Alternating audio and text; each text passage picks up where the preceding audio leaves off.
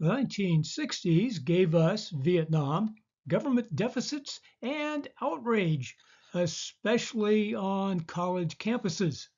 Add a paranoid and corrupt president giving us Watergate.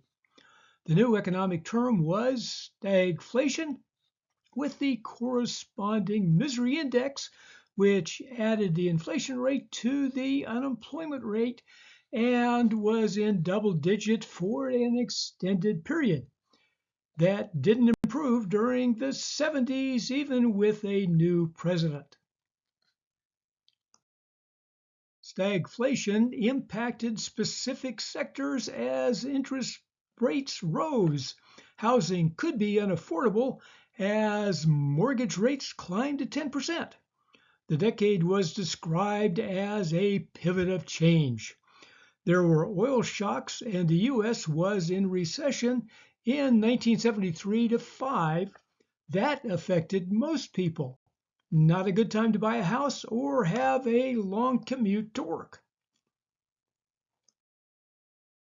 The U.S., allies, and Vietnamese people paid a high price during the Vietnam War. The catastrophe was complete with the fall of Saigon in 1975. The Shah of Iran ruled the country with brutality, but was overthrown in 1979 while American diplomats were imprisoned, a diplomatic violation. Shia cleric Ayatollah Khomeini became supreme leader, another authoritarian ruler opposed to U.S. interests.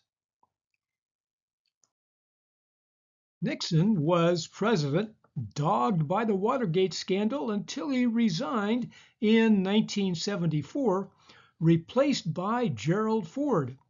The 1973 oil crisis happened as OPEC caused gigantic increases in the price of gasoline that turned into a financial crisis. Ford had big problems. First, he pardoned Nixon, generating the suspicion that the event allowed him to become president. He had no answer to stagflation. This led to the election of Democrat Jimmy Carter as president in 1976. His performance was mixed and did not eliminate stagflation. He favored the liberal consensus but was limited by the grave economic situation, the double whammy of the oil crisis and stagflation. He negotiated the Camp David Accords, established diplomatic relations with China, and created an energy policy. He did things that generated grumbling, like pardoning Vietnam draft dodgers and giving back the Panama Canal to Panama. Then the Soviet Union invaded Afghanistan. Food in the 1970s continued the trend in convenience, overindulgence, and new featured food. More packaged meals were available. There was fondue, quiche, and hamburger helper.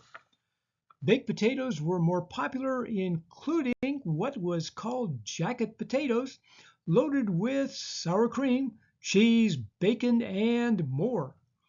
Meatloaf, roast, fried chicken, and others were continuing favorites.